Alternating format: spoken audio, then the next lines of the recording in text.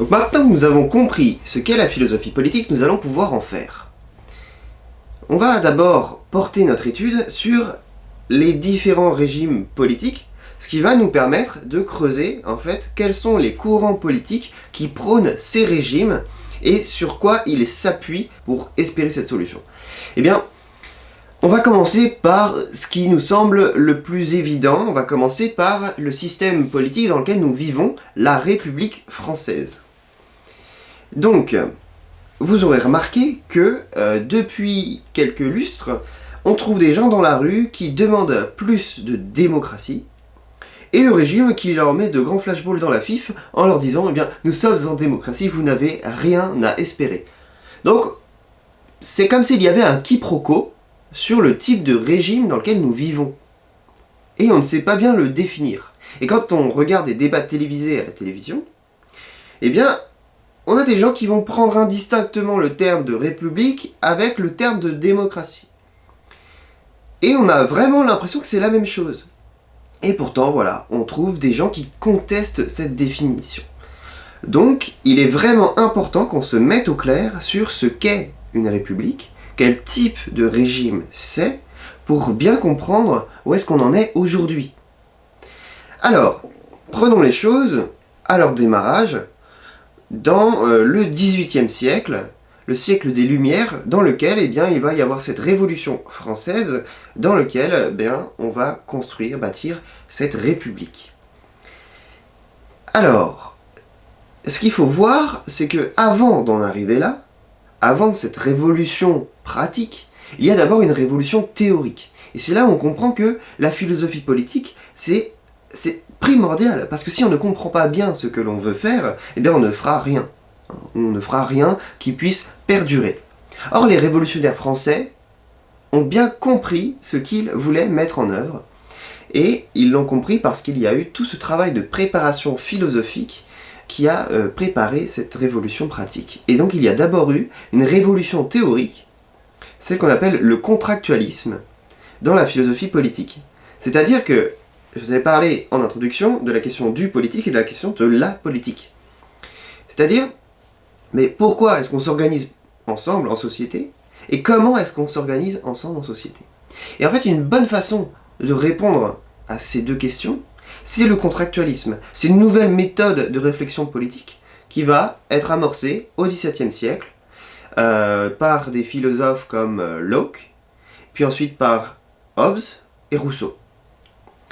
Et donc ils ont une approche différente de traiter la question, mais en fait, ils s'accordent sur un point, c'est de penser l'homme, l'être humain, avant la politique, dans un stade pré-politique, avant que nous vivions en société. Et ensuite, ils vont penser l'homme au moment où il va s'agglomérer en société, et après, cette société, comment elle doit être. Eh bien, ce découpage-là, en fait, c'est justement ça, le contractualisme. Donc il faut d'abord définir ce qu'est l'homme avant, l'homme pendant et l'homme après. Et en fait, de la façon dont on dit comment est l'homme avant, eh bien on va définir quel est le contrat social, c'est ça dont il s'agit. On parle de contractualisme, d'un contrat, la signature d'un contrat, en fait, pour passer en fait, d'un stade à un autre. Alors, je vais rapidement parler de Hobbes et de Rousseau. C'est Rousseau qui va plus nous intéresser. Hobbes, eh bien, il a une façon de traiter la question, il va dire que, ça c'est une phrase que tout le monde connaît, l'homme est un loup pour l'homme. Il pense que dans un stade pré-politique, à son état naturel, l'homme est dans un état en fait de guerre perpétuelle. Parce que, eh bien, il a un désir de puissance, il a un désir de s'étendre sur le monde, de le contrôler, de le maîtriser, de maîtriser sa vie. Et il se trouve en face d'autres personnes qui ont le même désir, qui n'est pas un mauvais désir, mais qui du coup, ce sont des désirs qui vont rentrer en conflit les uns avec les autres, et c'est toujours celui qui est le plus fort, eh bien, qui va répandre sa loi. C'est la loi du plus fort.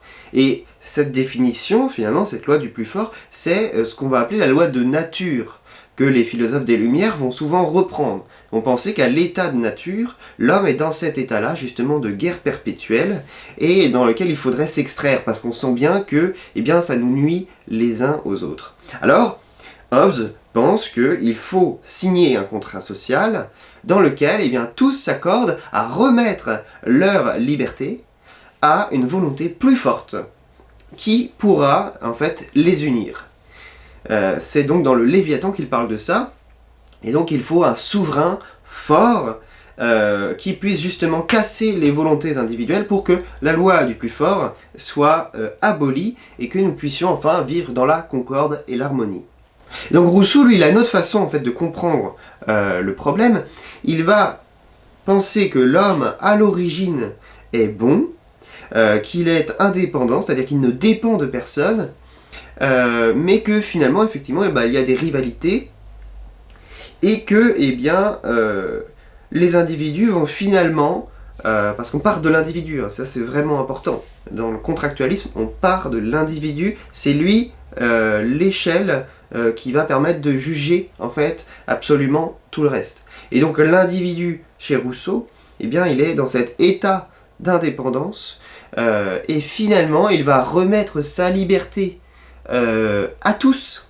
Et c'est ça qui est intéressant chez Rousseau, c'est que, eh bien, dans la signature du contrat, pour que le contrat soit valide, eh bien, il faut que chacun s'engage envers chacun, et non pas que chacun remette sa liberté et sa souveraineté, eh bien, à un grand souverain qui fait ce qu'il veut, mais que chacun s'engage envers chacun. Et que, eh bien, après, on puisse choisir ou pas des représentants, des personnes à qui on confiera le pouvoir, mais que c'est vraiment un engagement de tous envers tous, et non pas un engagement de tous envers quelqu'un en particulier.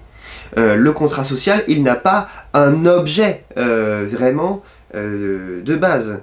Ce n'est pas un engagement envers quelqu'un, ce n'est pas tout de suite, en fait, le choix d'un type de régime. Ce n'est pas ça que pense Rousseau, c'est que on s'engage d'abord tous envers tous, et c'est ça le contrat social sur lequel après, eh bien, on peut décider, délibérer sur le type de régime que l'on souhaite.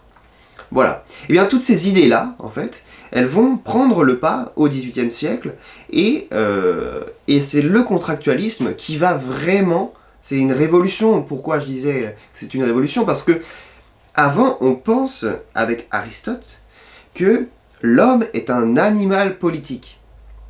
Vous avez sans doute déjà entendu cette phrase si vous avez fait de la philo en terminale, l'homme est un animal politique.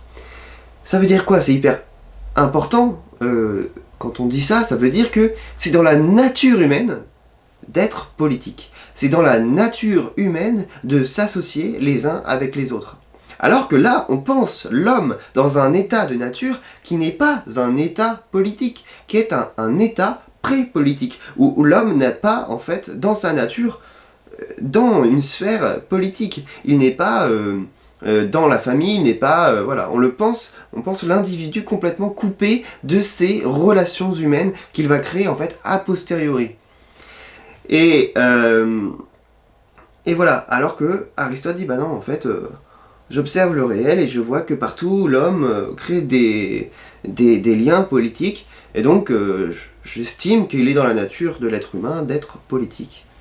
Voilà. Et donc là, en fait, en concevant la société comme quelque chose d'artificiel, eh bien le contractualisme s'oppose complètement à cette philosophie politique qui est naturelle, une philosophie naturelle qui estime que la politique c'est normal, c'est dans la nature des choses que l'on s'organise en politique, et après, eh bien, il convient à la liberté de l'homme de choisir quel est le meilleur système politique. C'est ce qu'on va essayer de faire dans cette série.